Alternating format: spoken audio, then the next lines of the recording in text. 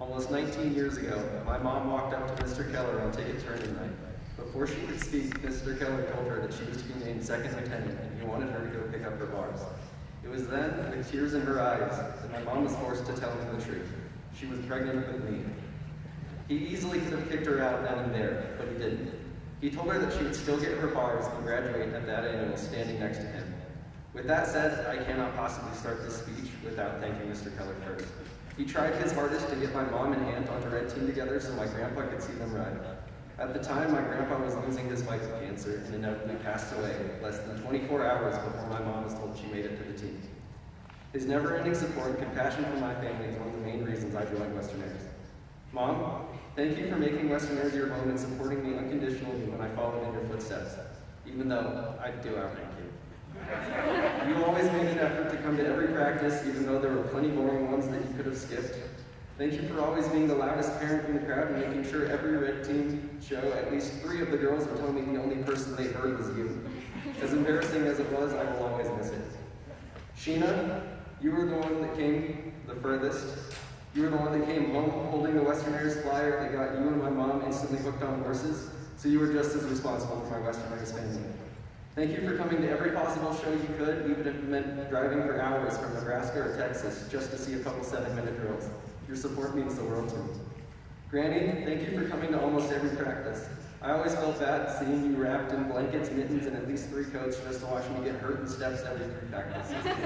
I will always appreciate your support. To my brothers, you got dragged along to shows and practices and only sometimes complained, so thank you. To the person responsible for the leader and rider I am today, Mike, you truly are an inspiration. When I first saw you on White Steps, I thought you were the coolest instructor ever. That was a terribly awful understatement. Few instructors out here have the heart and care that you do. You were always available when I needed advice, and from coffee sessions at Starbucks, discussing how I could be a better leader, to meeting me before practices to discuss how I should handle brewing drama and cavalry. When I found out you rode with my mom, you got even cooler. Maybe it just made me feel special that I've either met or known most of the people in your stories. I'm going to stop now before I write 3 more pages about you because you could fill at least 100. Gina, even through our petty little arguments, you've consistently been a good friend, even when I deserved it the least. I cannot wait to go to CSU with you next year and threaten all the pretty boys that get near you. I'm sure a couple will still be brave enough to hang out with you, even when the crazy ROTC guy that plays with his whips and cars are around. Esther, the dumbest thing you could possibly have done is ask me to be your Latigo partner, but you did, and you dealt with it. Thank you for all the fun we've had together, even since I learned how ticklish your sides are. I'm looking forward to being the coolest kids on campus next year with the whip tricks we learned. Sean, it has been one true honor to lead this team alongside you. Your passion and heart for this team is the one thing everyone sees and the thing the generations to come should learn from. For those that graduated before me, KJ and Marissa, you were my first friends on Red Team, and your friendships are the ones I will value for years to come. To be honest, I thought I would be able to distract your absence this year with lots of shows, and obviously that was not the case. I missed you guys so much this year, but I look forward to being the baby on campus with you guys at CSU. Scott, Joe, David, you were all so incredibly unique and showed your leadership in very different ways, but I found a way to look up to all of you. You inspired me, and through me will inspire other boys on Cavalry and Red Team for generations to come. To those leading after me, Tom and Ben, I'm so proud of the men you have become, and I can honestly say I am completely confident in your ability to lead Cavalry and Red Team without me. You have a big responsibility, but it is one that I know you can handle.